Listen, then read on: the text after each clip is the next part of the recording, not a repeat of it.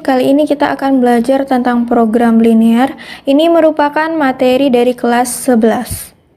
Program linear ini merupakan suatu metode untuk memecahkan masalah sehari-hari yang berhubungan dengan optimasi. Ada kata-kata optimasi di sini. Contohnya, misalkan ada seorang pengusaha yang mengendalikan sebuah perusahaan, tentu ia menginginkan profit yang besar atau meningkat, di mana dengan modal yang sedikit dia menghasilkan keuntungan yang besar. Atau contoh lain, seorang petani yang memiliki lahan terbatas tentu saja menginginkan menghasilkan hasil yang melimpah dengan lahan yang terbatas tersebut. Dari kedua contoh ini, maksud dari kata optimasi di sini ialah mendapatkan nilai optimum.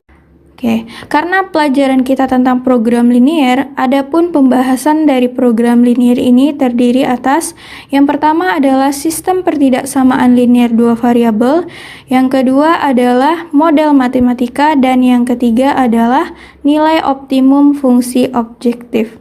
Namun, materi kali ini kita khusus membahas sistem pertidaksamaan linear dua variabel. Sistem pertidaksamaan linear dua variabel atau disebut juga sebagai SPT-LDV. Sebelum kita ke sistemnya, alangkah lebih baiknya kita mengingat kembali dari tanda pertidaksamaan. Untuk tanda pertidaksamaan perlu diingat kembali, ada kurang dari, lebih dari, kurang dari sama dengan, dan lebih dari sama dengan. Setelah kita mengetahui tanda pertidaksamaannya, baru kita bisa masuk ke pertidaksamaan linear dua variabel.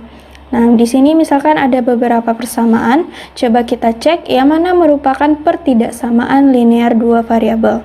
Di sini untuk yang pertama itu bukan merupakan pertidaksamaan karena di sini ada sama dengan, sedangkan pertidaksamaan itu hanya ada 4 pilihan saja. Sedangkan untuk yang kedua, yang ketiga, yang keempat maupun yang kelima itu merupakan pertidaksamaan linear. Walaupun yang terakhir ini ada negatif 2 sesudah variabel X dan Y, ini bisa dipindah ruaskan ke sebelah sini. Nah, maksud dari dua variabel ini berarti hanya terdapat 2 huruf saja yang ada di sebelah kiri variabelnya, misalkan X dan Y saja, tidak ada variabel lain selain X dan Y. Menggambar grafik pertidaksamaan, itu ada langkah-langkahnya. Yang pertama adalah menentukan titik potong sumbu X dan sumbu Y, yang kedua adalah menentukan titik uji, yang ketiga menentukan arsiran, dan yang keempat adalah menentukan himpunan penyelesaiannya. Kita ke contoh yang pertama, tentukan himpunan penyelesaian 2x tambah 4y kecil sama 12. Tadi ada 4 langkah ya untuk menentukannya. Yang pertama adalah kita menentukan terlebih dahulu titik potong. Agar mudah kita buat tabel dulu. Di sini kita harus menyediakan untuk nilai x, untuk nilai y, dan saat x, y. Pertidaksamaan kita tadi yaitu adalah 2x tambah 4y sama dengan 0. Nah, untuk menguji titik potong, titik potong ini kita tidak memakai tanda pertidaksamaannya, tapi harus sama dengan agar kita bisa menentukan nilai x dan y-nya. Saat x-nya 0, nah berarti kita mengganti variabel x yang ada pada pertidaksamaan dengan 0. Nah, berarti ini menjadi 2 dikali 0. Nah, inilah pengganti 0-nya tadi, karena kita memisahkan X-nya sama dengan 0. Kemudian ditambah 4Y sama dengan 12, maka akan menjadi 0 ditambah 4Y sama dengan 12, karena 2 kali 0 itu adalah 0, sehingga yang tertinggal hanya 4Y sama dengan 12. Maka Y itu sama dengan 12 dibagi 4, sehingga nilai Y itu sama dengan 3. Berarti saat kita umpamakan X-nya itu 0, kita dapatilah nilai Y-nya sama dengan 3. Sehingga yang ada pada tabel di sini kita isi dengan 3. Untuk X, Y-nya menjadi 0,3 karena dimulai dari X kemudian Y, sehingga dia menjadi 0,3. Nah, untuk Y sama dengan 0 di sini Y-nya yang kita umpamakan sebagai 0. Maka saat kita masukkan ke persamaan ini, dia akan menjadi 2x ditambah 4 kali 0 sama dengan 12, di mana nilai Y tadi kita ganti menjadi 0. Sehingga yang tertinggal 2x tambah 0 sama dengan 12, maka nilai 2x sama dengan 12 dan x itu 12 dibagi 2, didapatilah nilai x itu adalah 6. Sehingga untuk tabel ini nilainya adalah 6. Berarti saat Y kita umpamakan sebagai 0, maka nilai X-nya 6. Sehingga di kotak bagian X, Y-nya ini adalah 6,0.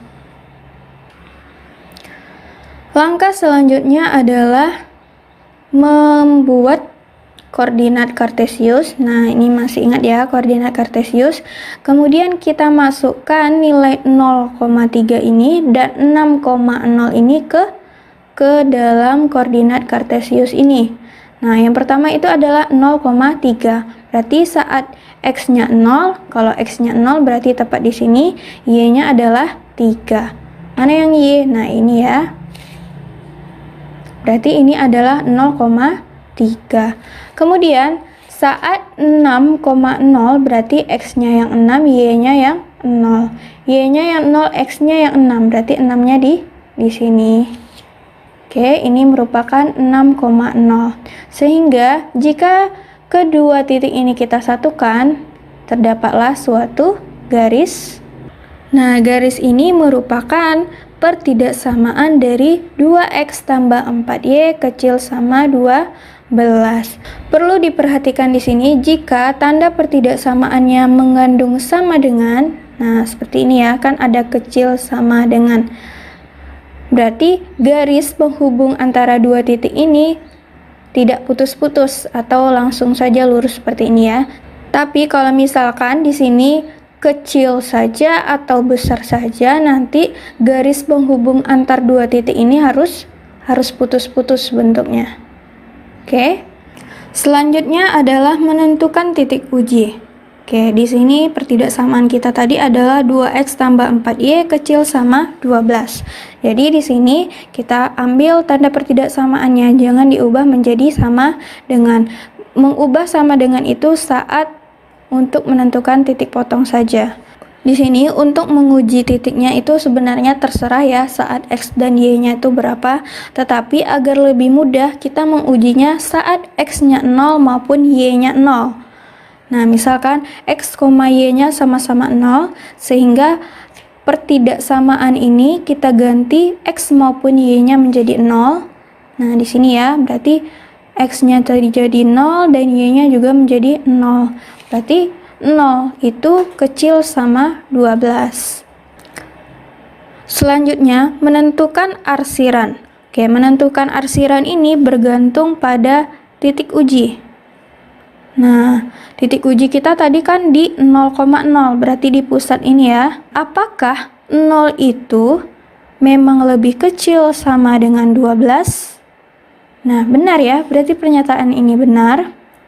Saat di titik pusat atau 0,0, ternyata pertidaksamaan 2x tambah 4y kecil sama 12 ini bernilai benar, maka daerah arsirannya itu merupakan daerah yang mendekati titik pusatnya.